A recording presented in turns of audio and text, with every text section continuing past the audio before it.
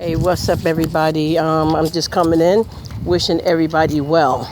Also, I wanted to get into. I'm going into, like I told you guys, I'm got the new surroundings here. I done, made my transition, and I'm able to go to a lot of places um, from the new spot, which a lot of stuff is new to me, y'all. I got a lot of stuff going on here.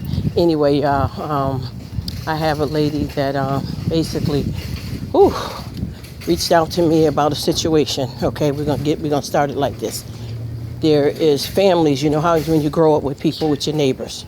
They're all neighbors, and there's, like, I'll just say, this main five. They've all been, friends for years. I'm bending down picking up a carrier, y'all. I'm in this store called well, that's not the one you can take. There's no baskets. I need one little basket. I'm not paying attention here. That one is stuck. Do they have any? Do you guys have any the carriers? Yeah, there's none here. The little carriers. Okay. Thank you. Everybody's looking like we're from outer space today here. All right. Not too much customer service today, I guess, huh? That's good, because I'll give it to myself. Amen. Pat on the back. Now, so let me stop being silly. Anyway, there's families. Okay, so there's a set of, I'll say, 5 couples that have been knowing each other for years. And all of them have daughters around the same age from, 12, 13, and 14 that have been basically born around the other families, and they all live in a cul-de-sac, and everybody's pretty much living a good life, and they all been close, connected, like family. I mean, real deal family, godmothers to each other's kids and stuff like that. They consider themselves family without the bloodline, which that doesn't necessarily mean that you're family, if you know what I mean, because I know better than that myself. You can form a family any kind of way, Okay, so with that being said, all right, one of the families had a sleepover, and when they had the sleepover, they had their daughter, and they got I believe some sons and stuff that live in the house, but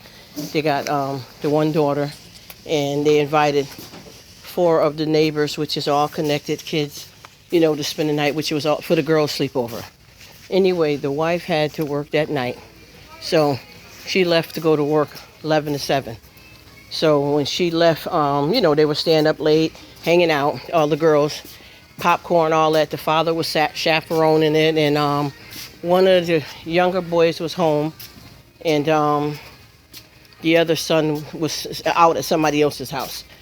So basically what happened was they had to sleep over, and the father, was chaperoning everything, and, he let the girls do the stuff that they like to do, stay up late, snack, watch movies, talk, laugh, and hang out and have fun, and that's pretty much what they were doing. They were having a good time, and, watching movies, and the father was supervising, like he was going in there to make sure, they were doing what they were supposed to do. Then he would go back up, and then they all, wanted to watch a movie, so he, they had went out and grab a rental movie or whatever, and he got them situated in the living room, and then he just went on his regular daily things.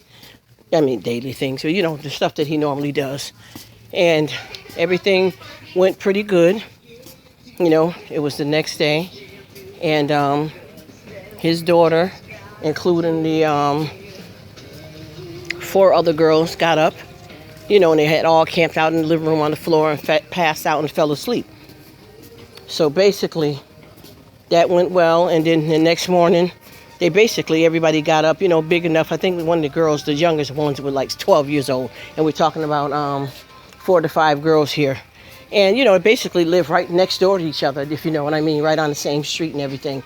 So when they got up to go home, one of the girls, she was kind of slow to get up, and all the other girls were trying to wake her up, and she, wouldn't wake up, and the father kept trying to wake her up, and they had a hard time. She got up, she was still groggy. By this time, the mother had, came home from work that morning, and she went in to to say how, hey, what's up? How'd it go? You guys had a good sleepover? Did y'all watch the movie? How was it? Blah, blah, blah. Got a couple of more days on the movie, so I'm going to watch it myself. And, everything went good. And the one girl still was just kind of sitting around, kind of out of it and down feeling and whatever. And she said her stomach was hurting. So she said, well, let me give you some Pepto-Bismol and, some Sprite or something. You hadn't ate breakfast yet. And she said she didn't want nothing to eat. So she said, well, let me give you something to settle your stomach. So they gave her something, the mother gave her something, which, the mother that came home from work that, all the kids was at their house. So she gave her something for her stomach, and she said she still wasn't feeling good. So she said, well, do you want me to bring you home, or what do you want to do? Because you probably got a stomach ache. It'll take a minute for, everything to set in. And she said, I want to call my mom. And she said, I got to go to the bathroom. And she said, well, maybe if you go in the bathroom and, you do a number 2, that might make you feel good because you guys ate a lot of junk last night. So that's what they were looking at. So when the girl went in the bathroom, she didn't come back out. So the lady went in the bathroom, knocked on the bathroom door and asked her, was she okay? She came out with her head down and she hardly wouldn't talk. And she said, my stomach is hurting really bad. So she, she said, she told her, she said, well, okay, sit down. Then you want me to just, bring you home. She said, I can't walk. I don't feel like I can walk. So she said, okay, I'll tell you what. We'll get in the car and I'll run you, look, 2 houses down. However you want me to do it. Carry you. I'll have Mark carry you or whatever. No, I don't want him. I don't want him to carry me. I don't want him to carry me. His name is not Mark. I'll just say Mike, the husband. She said, Mike, I have Mike carry you. She said, no, just call my mom. And, she didn't want to come out the bathroom. So her mother came and got her. And she was like, she had a stomach ache. And I gave her some, Pepto-Bismol. And she said she couldn't walk, and Mark offered to carry her, but she seemed like she didn't want no parts of him, and her stomach's bothering her, so we thought she'd use the bathroom and be fine. So she says, okay, fine. Did you guys have a good time? And was she behaving and everything? Yeah. Everything went good. So she got home with her daughter, and her daughter, wouldn't talk, and she was all, bottled up, and she went inside the bathroom, and she went in the bathroom, and she stayed in there for a while.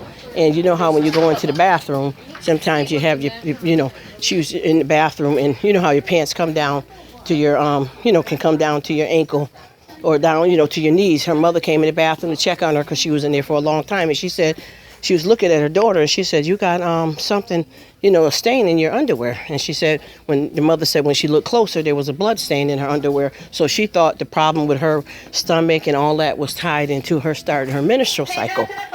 But the thing is, the daughter wouldn't let the mother touch her, and she said, you might have started your cycle. We got to get you cleaned up, and, I got some pads here, and, we're making an appointment with the gynecologist, to see what's going on now, your doctor, pediatrician, however, because things do change, and sometimes you may want to see a gynecologist, or your regular pediatrician still deals with girls, even though they start their menstrual, because there's not really no required exam down there. But the problem is, the blood was in the back part of her underwear. And she was thinking maybe because of the way the girl was sitting. So she says, well, you take some wipes and clean yourself up.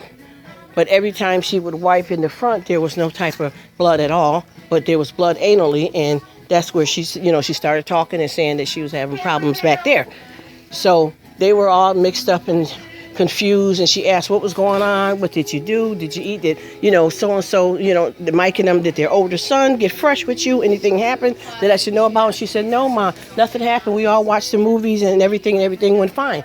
So basically she took her daughter to the emergency room, and when she took her daughter to the emergency room, they said that she was hemorrhaging anally and that she had been penetrated, and they also found some semen. During further examination, they found out that the girl, had basically been drugged and raped. So then this starts a whole investigation of where she was spending the night at, whose house they was at, who all was there. So number one, the older brother wasn't home because he was sleeping out somewhere. The girls, they didn't say if they were fooling around with each other in any kind of way because all those questions was asked. None of that happened. So then they, the younger brother was only like 3 years old, so that he don't know anything. He couldn't have done anything. So, they kept saying, well, we're going to have to do some, DNA tests, because then they got really, in an uproar. Everybody was angry. What happened to my daughter? Who did y'all have over here? And basically, Michael was saying that it was just me and the 4 girls, and, including his daughter, made 5. And my little son is 3, and there's nobody else in the house because the older son spent the night out. So he's the only grown up there, and the girls were saying that they weren't fooling around with each other in any kind of way, experimenting, no the sexuality. It wasn't nothing like that. And they found, when they did the cultures, it came back for, positive for semen. And it was male semen and not female. And the oldest son wasn't home. The little boy was too little. And she didn't do anything to the little boy. Because, there's a lot of sick stuff happening out here, y'all. Believe me. I know y'all know. It's not just on the news. It's work you do, travels, and people you know. Anyway, with that being said, they, started getting the reports back or whatever, and she had to have a little bit of surgical, procedure done there because she was torn back there, so they had to, stitch her up and, clean her out and, get her straightened out. And basically, the police ended up going to the neighbor's house and said that we're going to have a DNA test performed on, the males in the house. Even everybody in the house. So that consisted of, even though the brother wasn't home, did he come back home in the middle of the night? It just was hell. So basically, they took a sample, from the father, and the oldest son. Obviously, he was home and stuff by this time because we got days and stuff passing and lab work coming back and all of that. And it came back to the semen was a match to the father. And what he did was he had some type of sleep medication that he was taking, and he basically had, when he had made all the girls some drinks, he had put something in that girl's drinks, so that that she, hello, how are you? Very good, thank you.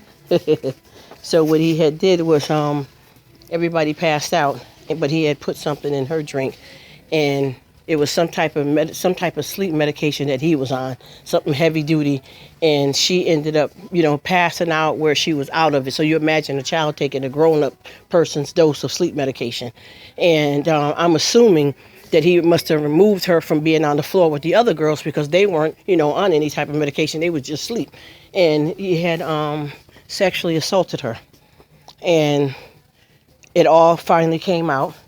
And basically his wife is sticking by him, and she said that she don't believe it. She don't care about what the results are, that he didn't do it. He's not like that. And they told her that if she sticks with him, that they're going to remove her kids from the home and all that type of stuff, which they end up taking their 3 kids. And this lady has decided to stay with her husband with the evidence that's unfutable. There was no doubt at all that it was him because it was his semen. It matched his semen. They took hair, and even with the older brother, there was no match, and plus he wasn't home. And like they said, he could have came home in the middle of the night, and you know how kids are, teenagers, but that wasn't the case. It was a match to the father's semen, and he had drugged that child. And it tested back to the medication that, because they went through their whole house, the medication that he was taking. There's nobody else that she's around that takes the medication. All the other family members that she grew up with and friends and stuff that she has at school, there was nobody because they went where she was at first and got all the answers before they had to go further out saying, maybe something happened in school a couple of weeks ago and she's just now hemorrhaging. I mean, they went all the way through it. So this woman is with her husband, and she wants to know that she stick by him and lose her kids, basically permanently, because if she don't separate from him, she can't get her kids back. And she wants to know, should she stick by her husband, or should she, get her kids and move on?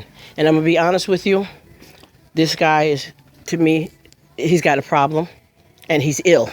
He's a sick guy, and ain't no man come before my children, man, woman, and number one, kids don't come, or anybody, before God. So my advice to this lady was, you have to tend to your kids. And if he has that type of sickness in him, how can you even question what to do? I know it's a shock and everything, but over your own children, and then that child has been hurt. So the whole crowd, nobody is wanting to have anything to do with her because of the fact that she is allowing this man to stay in the home, knowing what he did to the child, to somebody else's child. So everybody, they're done. That whole cul-de-sac crowd has turned against this whole family entirely, and she's decided to stay with him, and they've removed her children. So she wants to know should she stay with them. And I'm not trying to be the judge and jury because I don't get in people's business, but that's a definitely, there's no question about that. They proved it beyond a reasonable doubt. There was nothing. This child has been hemorrhaging. You understand what I'm saying? Bleeding. His semen was found there. It was a match, his medication, all of it. So it's over. As far as that's concerned, your kids come before any man. You understand? And if you know that this man sexually assaulted a child and they found semen in this child, it's over. There's no, oh, they took my kids and I'm staying with him. Then you know what? Y'all ride out with the sickness together. I feel that it's over. And, and that's all I could say. I'm just so overwhelmed with this, that I'm just like, bugging out because I just got this and I had to get on here and talk to you guys about this because she called me and asked me, should she stay with this man? And I'm just saying there's a contact thing where we do this, people DM you or whatever have you. And I told her absolutely not. And he needs to get himself in treatment because he set that up and he planned that and he picked which one of the girls also, their kids have to be examined as well to see if he might have been doing something to his daughter all along or even the boys or whatever.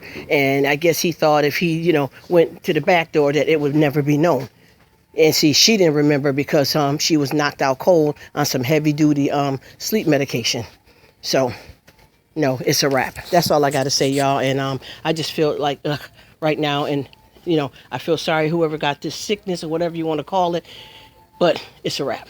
I'm out of here, y'all. Have a good one. Bye-bye.